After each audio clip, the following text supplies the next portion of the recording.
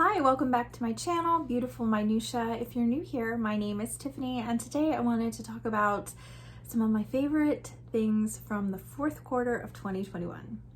I'm trying something a little bit differently this time. In the past, I've just done like my top 5 books of each quarter, and I kind of wanted to do something a little different.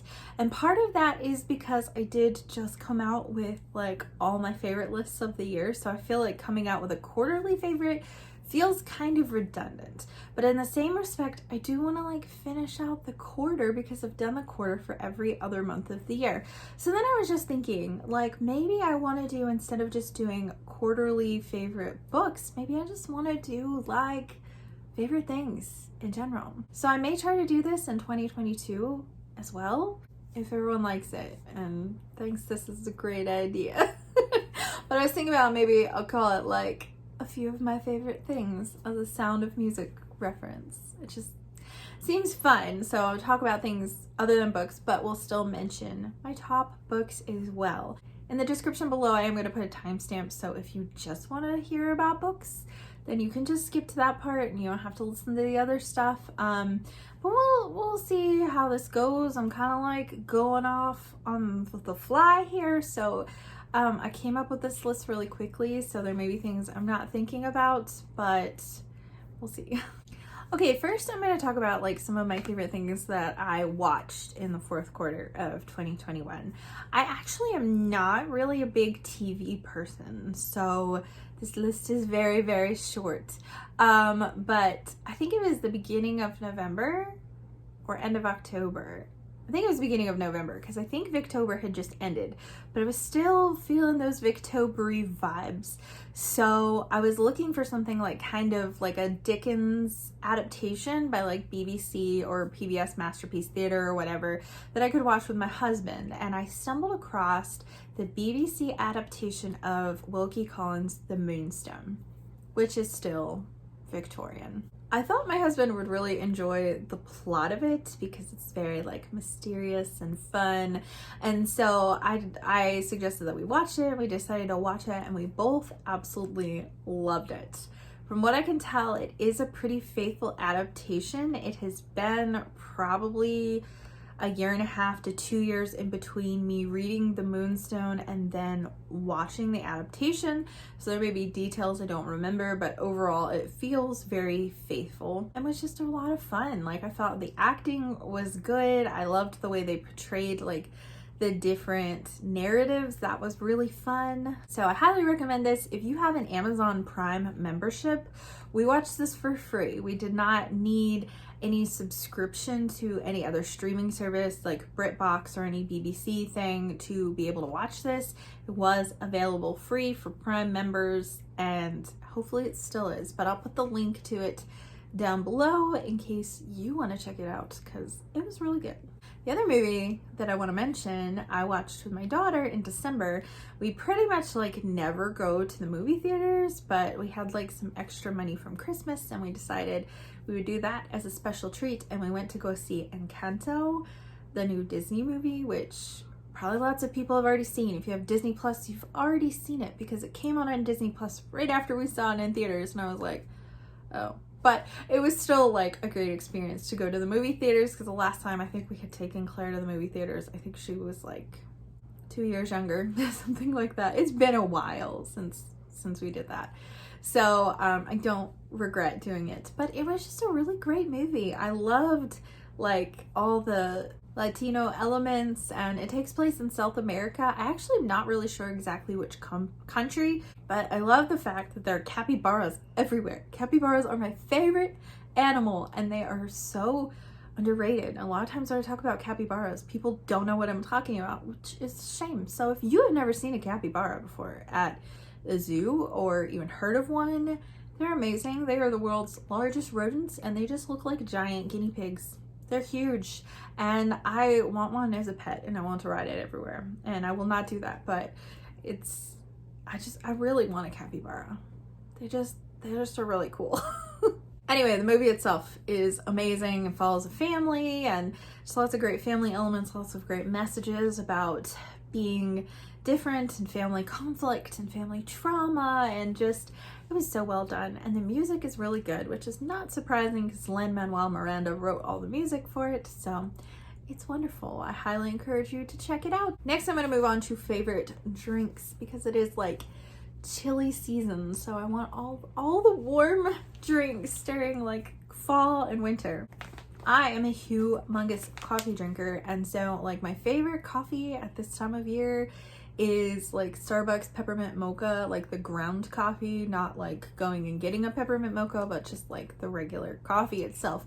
And this year we happened to stumble across this, and our Aldi still has this in stock. So if you have an Aldi near you, check and see if they do too. But Aldi came out with a mocha mint coffee, and every time we went to Aldi and they had some, we bought like 4 bags, because like buying a bag of ground Starbucks coffee, the peppermint mocha kind anyway, from like Walmart was like twice the price as one of these. I like never went on sale or clearance anywhere, and it was just like really expensive, and I was like, oh, I don't know if I can justify that. And then I saw these, and it was like, I want to say actually it was like $3 or $4 for a bag near us, and a bag of like the Starbucks peppermint mocha was like close to 10, and it was the same amount of ounces and everything. So if you like peppermint mocha coffee and you don't want to pay for the Starbucks coffee and you have an Aldi near you, see if you can find this. It's super good. And then I love to drink tea in the evenings, especially like when I'm cozying up with a book right before bed and stuff.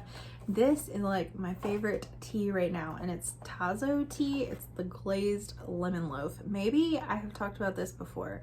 I feel like I've shared it on my Instagram stories, and I think I might have showed it on one of my vlogs like a while ago, but it's amazing. I wish that I could open this for you and have you smell it, because it smells like vanilla and lemon, and it tastes so good. It's amazing. And it has like no added sugar or anything, so if you want to put sugar in it or something, you can, but I just drink it as is, and it is like super delicious, and I love it so much. Guess we're moving on to randomness now. So for Christmas, my husband and my daughter bought me a new set of Tombow dual brush pens, and I love Tombow pens. They're like my favorite to do for like my bullet journal and stuff, which I haven't posted one of those layouts in a while here. I need to. I've been posting them on my Instagram as reels, and I need to bring them over here as YouTube shorts. I just haven't gotten around to it for some reason. So anyways, they brought me a new set, the Galaxy palette, and so far my favorite palette is still the pastels, I think, but I really like this one. The one difference I did switch some things out because I had bought some individual pens and just didn't have room for them in certain places. So this black pen in here doesn't actually belong in here. It didn't come with a black pen, it came with a blender pen instead. But I thought this was black when I got it. I don't know if you can see it. The glare is so bad. But it's like a really dark gray, and this is black. So I did a page that had a lot of black on it, and I was like, why is this not like quite black? It's because it was dark gray. So anyways, it's fine. But anyways, I really like this palette a lot, and I used a lot of these colors in my reading journal entries for 2022 because I really love the colors. Like I love like the purples and blues and pinks, and this green is really, really pretty as well.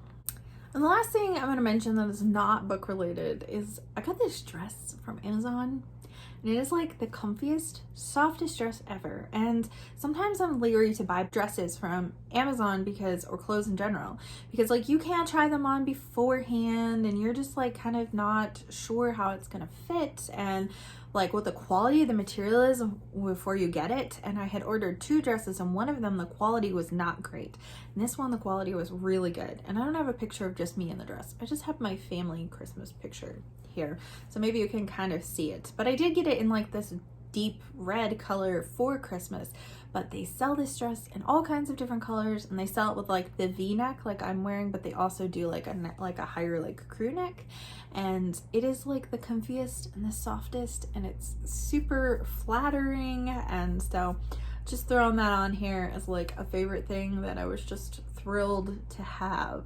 Okay, so now we are heading into book territory. So I'm going to do my top 5 books from October, November, and December. I'm not going to rank these. I'm just going to go in the order that I read them. So the first book that I read in October that I really absolutely loved was The Picture of Dorian Gray by Oscar Wilde. This actually made it into my top 10 favorite classics of the year. It didn't quite make it into like the top 10 overall. This book is really interesting. I think some people will love it, some people will hate it. And I think you're just gonna have that kind of a reaction either way. I recommend you to try it out because it's really short, so you might find that you love it. I absolutely love Oscar Wilde's prose, so this was like perfect for me in terms of that. It is a little more flowery, not like super flowery, but just a little more than some other books, but it's also a Victorian book, so that's not uncommon in that era. The characters are not very likable, so I will warn you with that you may not like that. They basically are all very selfish and hedonistic, and the book just illustrates why that is such a terrible thing in a really, I thought, powerful way. So I really enjoyed it. Moving on to November, I have 2 books that I'm going to mention there. The first one is The Pursuit of God by A.W. Tozer. It's kind of funny that I'm mentioning this again, actually, because I read this book in the first quarter of the year also. And then Krista from Books and Jams was hosting a like read-along book club kind of thing for this on YouTube where we would read it, and then we had live shows where we would discuss it. So we read like the first half and then had a live show, and then the second half and had a live show, and it was just really awesome. I really enjoyed it. I think I got even more out of it the second time because I was talking about it with other people, but my gracious, I love this book so much. I was so excited when it won because I was excited to read it again. And I think it made it into my top quarterly favorites the last time I read it too. Forgot to mention also, it is a spiritual nonfiction, in case you couldn't tell by the title. The other book that I read in November that I really enjoyed, I didn't have very many 5 stars in November, so this, I think I technically gave this 4 stars, but I really enjoyed it, and that's Red Rising by Pierce Brown. I buddy read this with my friend Dia, and I think we both really enjoyed it, and we were some of the people who just had not read it yet because it is kind of a booktube darling. So a lot of booktubers have read this book, and I was kind of nervous to read it because it was very hyped. It's also sci-fi, and I don't really always love sci-fi, but I have a few friends that have like very similar reading tastes to me who said they loved it and they thought I would too. So I gave it a try, and at first I was like not sure about it because the prose is really choppy, and I just didn't love that. But I love the way that Pierce Brown writes relationships. I feel like that was so good. I enjoyed the world building that he did do. Some of it was not that in depth because it ended up feeling kind of more like Earth and then very dystopian for most of the book. It felt more sci-fi towards the beginning, but from what I hear, the series going onward is more sci-fi. And also I've heard that the prose gets better also, that's a common complaint for book 1, and that improves over time. I'm looking forward to reading book 2, hopefully pretty soon. Moving on to December, I have a nonfiction and a fiction for this one as well. So it's kind of funny. This is like the first time in quarterly favorites that I have multiple nonfictions on here. So that's cool. I read a lot more nonfiction in the last 2 months of 2021 than I normally do. So the first book I want to put on here is Just Mercy by Bryan Stevenson. I've talked about this book a lot lately, a lot. Like, I loved it, and I finished it. I started it during nonfiction November, but I finished it towards the beginning of December. I just had like so many books I was trying to finish, so I set it down for a while because it was getting really kind of heavy anyway, and then picked it back up and finished it, read the second half of the book within like 2 or 3 days.